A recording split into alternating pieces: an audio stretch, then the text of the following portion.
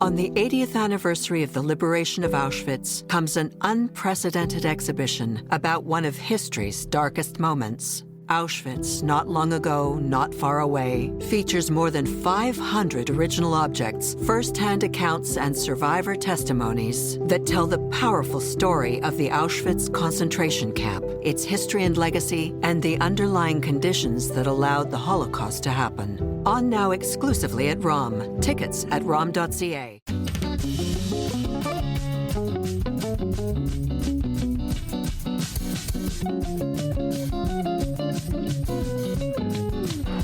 We are the most resilient community. Our passion and pride is undeniable. It's unbreakable. It's unshakable. And today we show everybody why. That's what it sounded like Sunday at the launch of the Jewish community's annual Walk with Israel in its 56th year, but only the second time since October 7th. But unlike 2024, coming so soon after the Hamas massacre of Israelis, when Canadian Jews were also grieving for the victims and the hostages and fearful of encountering large crowds of local anti-Israel protesters, this year the walk had an altogether different vibe. As you heard, MC Gian Megan set the tone for the estimated 56,000 participants, another record crowd. And this despite the walk coming just 4 days after an American gunman opened fire and killed 2 Israeli embassy staffers outside a Jewish museum in Washington, D.C. Am Yisrael Chai! Am Yisrael Chai! That attack shocked Jews around the world and did make some people in the Jewish community here nervous about whether they'd be in danger coming to this walk. But with thousands of police officers on hand, most people I spoke to felt doing the 4-kilometer route was the best remedy to fight back against rampant anti-Semitism abroad and here in Canada, when so many incidents of Jew hatred have been recorded over the last 19 months, including nearly 1,000 by Canadian police alone, that the government of Israel just raised its travel warnings for Israelis coming to our country to not display their Jewish jewelry or any visible Jewish or Israeli clothing that would make them a target of terrorism. But on this day, there was no hiding Israeli flags or Stars of David or hostage dog tags.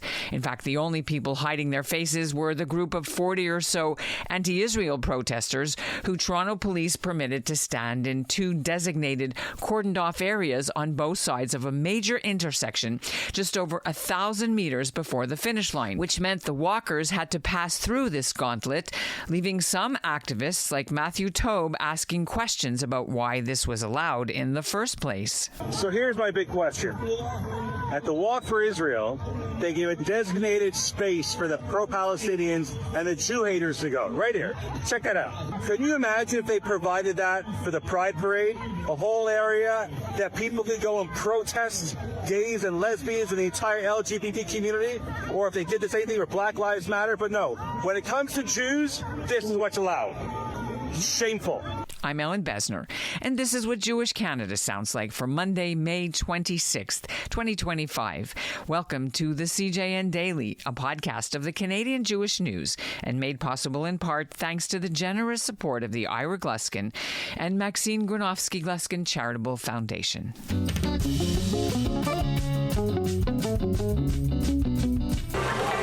This year's Walk for Israel started at a different spot than usual, at Temple Sinai, a synagogue that's been vandalized since October 7th, and also where the family of Canadian October 7th victim Judy Weinstein Haggai are members, where she too was a member before moving to Israel decades ago to raise her family on Kibbutz Nir Oz with her Israeli husband, and where the couple were the first people killed when Hamas terrorists stormed the community.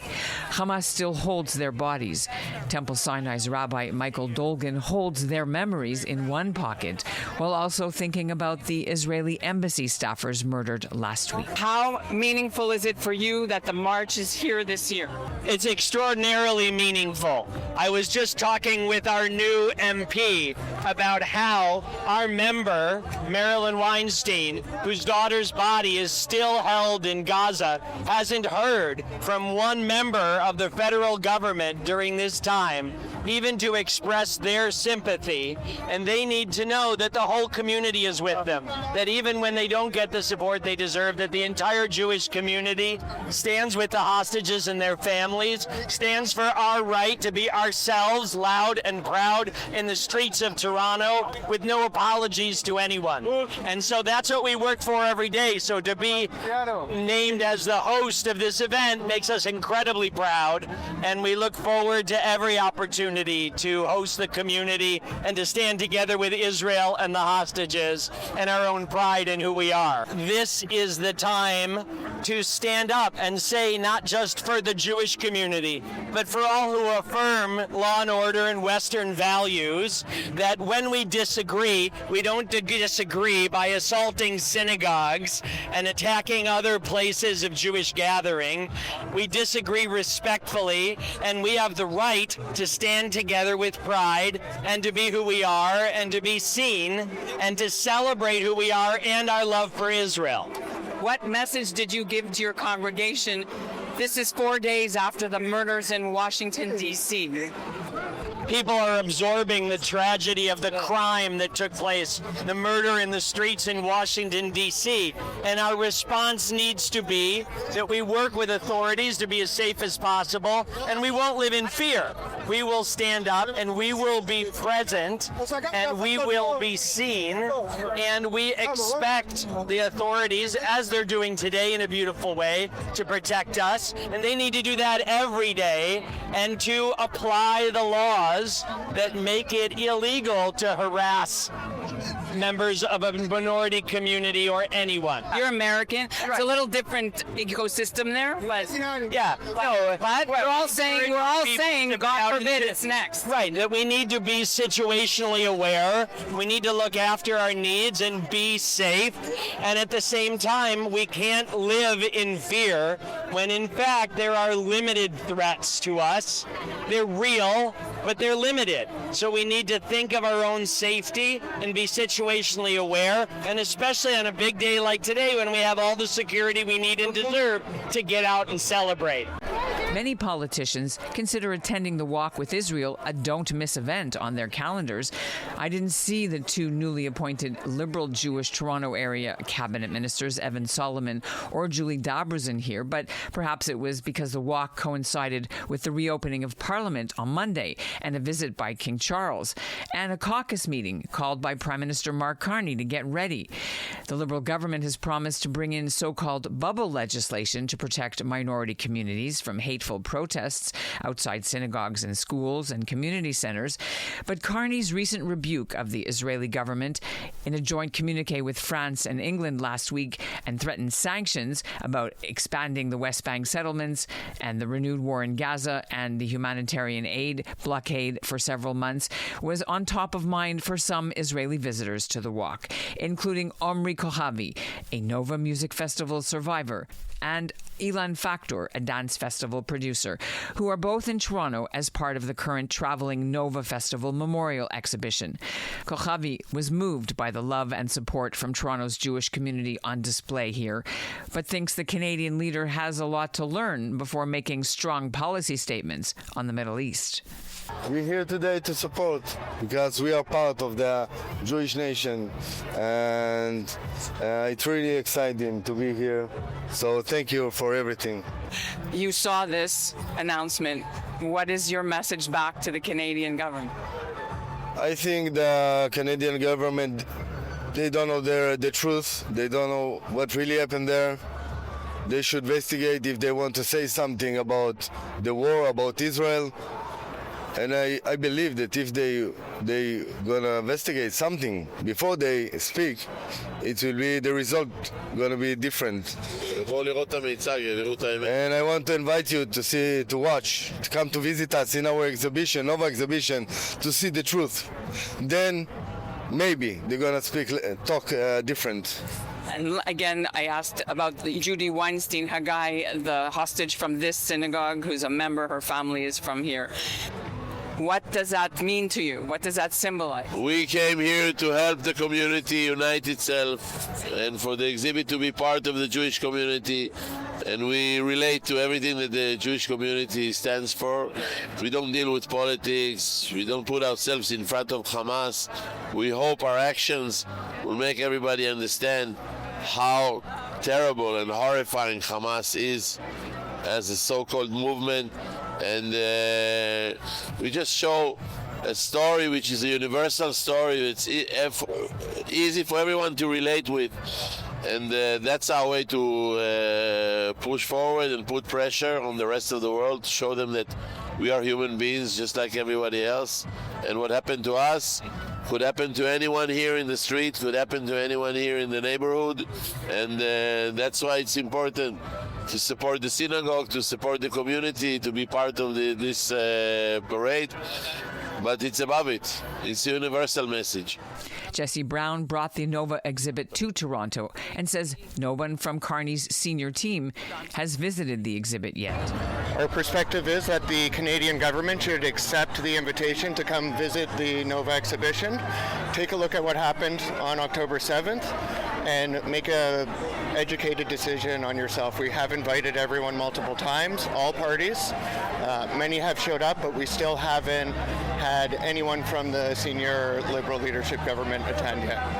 Right, Polyev was there, the mayor came, many people have come. Yeah, and we've had many other MPs and MPPs, but we have invited Prime Minister Mark Carney, we have invited Jolie, Anita. We're waiting for someone to accept an invitation, and we'd welcome to show them everything on a personal tour. On the 80th anniversary of the liberation of Auschwitz comes an unprecedented exhibition about one of history's darkest moments. Auschwitz, not long ago, not far away, features more than 500 original objects, first-hand accounts, and survivor testimonies that tell the powerful story of the Auschwitz concentration camp, its history and legacy, and the underlying conditions that allowed the Holocaust to happen. On now exclusively at ROM. Tickets at rom.ca. The federal conservative leader also held a caucus meeting on Sunday, but Deputy Leader Melissa Landsman was here at the walk. We're here 3 or 4 days after the Washington murders.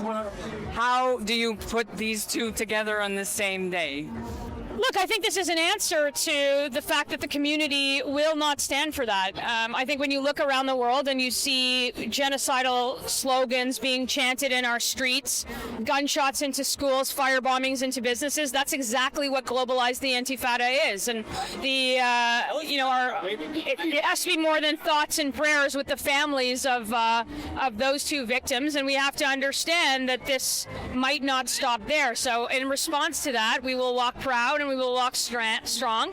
50,000 people marching here for freedom, for democracy, for the rule of law, and for a country that we want to feel safe in as a community. The city just put in bubble legislation. What is the Conservative going to do to try to speed up the Carney promise of bubble legislation, or whatever they're going to call it? Look, we have been calling on this government to act for the last 19 months. I think bubble legislation is an answer to the abdication of responsibility of many of the governments across the country, the police forces, who have not been enforcing the law. We do not have a law problem. We have an enforcement problem, and we want to see people who are breaking the law go to jail, and if they're not from here, we want to see them go back to their homes. York Centre's newly elected MP Roman Baber is the only Conservative seat in the entire city of Toronto, which went all Liberal. Baber released a statement just before the walk, worried the mayor and the city wouldn't enforce the existing hate laws to keep marchers safe. His riding's been one of the epicenters of anti-Jewish attacks. I had a very positive reaction from the community. It's really time that we speak on behalf of the Jewish community and demand more from the leadership of the Toronto Police and Mayor Olivia Chow. Many of our constituents have felt intimidated to come to this walk. We parked our car and we saw a bunch of characters with their faces wrapped up in keffiyehs. And we got to ask, why are they hiding their faces? What is their intention? Clearly, the Toronto Police are doing a lot to protect us, but more needs to be done. And did you hear anything back from the police on the weekend or today? I have not heard from Chief Demke, but in fairness, I didn't expect to hear from them quite as of yet. But I think it's time for a robust conversation about some of the lawlessness that we're seeing on Toronto streets. Toronto's Mayor Olivia Chow did not attend the walk. She didn't come last year either. She did vote yes last week when her city council passed its own municipal bubble bylaw. It comes into effect July 2nd.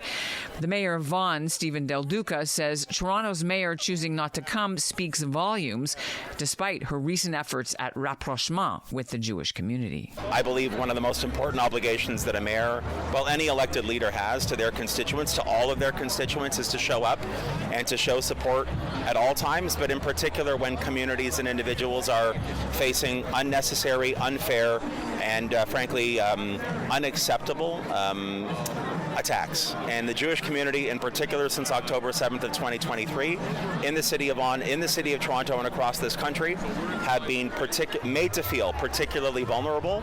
This is a moment when elected leaders need to step up and do the right thing. That's why I'm here today. Two of my council colleagues, Gila Marto and Chris Ainsworth, are also here. It's why I felt very comfortable and very proud about our bubble bylaw, our bubble protection bylaw, to protect all faith communities, including, of course, our Jewish residents. I hope more will do it, but I also want to see the federal government and the provincial government step up. It should not be left to individual municipalities. And I know Prime Minister Carney committed to this. I've already written him a letter asking him to move forward with that legislation right away, and I sincerely hope that he does that. Toronto's Police Chief Myron Demke came to the walk, but he wasn't giving interviews. You could see police spotters on rooftops. Helicopters were patrolling overhead. And according to Shelley Carroll, the head of Toronto's Police Service Board, law enforcement was well prepared after police had increased security patrols following the Washington shootings. We really just reviewed the plan that we already had in place against the Washington incident, and it didn't take too much more because we were already planning heavy security because we want the walk to be entirely without incident. And so we have additional security. And the best part of the plan is it's GTA-wide. We're actually counting on services from the other GTA forces. And so having a cooperative and using all of the services together with the Toronto Police Service in lead position is really making sure that this year we're safe and don't have to engage with the protesters at all. Well, they're here, though, so... They are. What efforts are there in terms of arrests, drones, gathering evidence? What can you tell us in terms of numbers? Well, a lot of people don't realize that gathering of evidence and arrests, that goes on all year round. And so again, as they're in the protests this year, officers are trained, our Toronto police officers especially, but increasingly all of them, to understand when they're hearing something that might meet the criminal code for hate speech, hate crimes, and also mischief. Mischief sounds like a minor word, but in the criminal code, it's a big deal. And so where we can lay those charges, we will. They're of course, processing someone right now who vandalized synagogues last weekend, and they moved heaven and earth to make sure that they found the culprit using video evidence, and that sort of... Wait, they found him? They already found him? That's news. Yeah, arrested? Yeah. I don't know about the arrest. I know there's a process going on right now, but that type of deep investigation will be the case if anything takes place today as well. Why allow protesters anywhere near here? Because they cordoned off. They could cordon off far away. Why? Well, we're following the letter of the law, meeting both the charter and the code.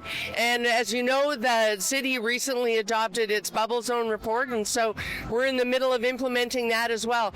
But for today, with Project Resolute in the lead and joint police forces from across the GTA helping out, we expect that people should be able to have their walk and get to the campus without having to engage protests. Do you know how many officers are here? Can you say? Oh gosh, the thing is, they're so fortified with additional security resources and auxiliary.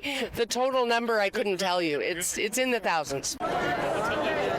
You could see the walk was undeniably more tightly controlled when it came to protesters compared with last year. Toronto police had promised to keep these protesters to designated zones. Well, that didn't work perfectly. In fact, right at the start of the march, police were seen escorting some protesters up along the sidewalk beside the Jewish participants. Officials acknowledged later that while they set up these designated zones, police don't have the authority to force protesters to stay inside them. Later, we passed a half dozen extremist anti-Zionist religious Jews standing with anti-Israel signs along a grassy path, but the crowd wasn't having it.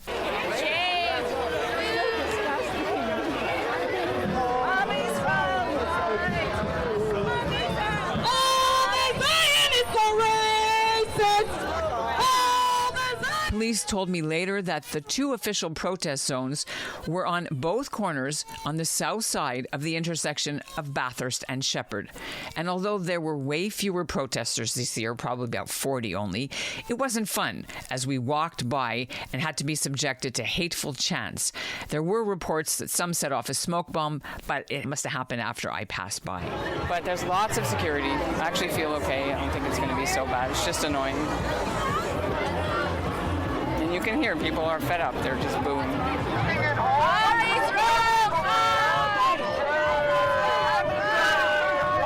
And there's an older gentleman blasting them with his shofar right in their megaphone. Very nice. I haven't seen that before. Take off your terrorist mask! Last year, Toronto police laid charges against 6 people.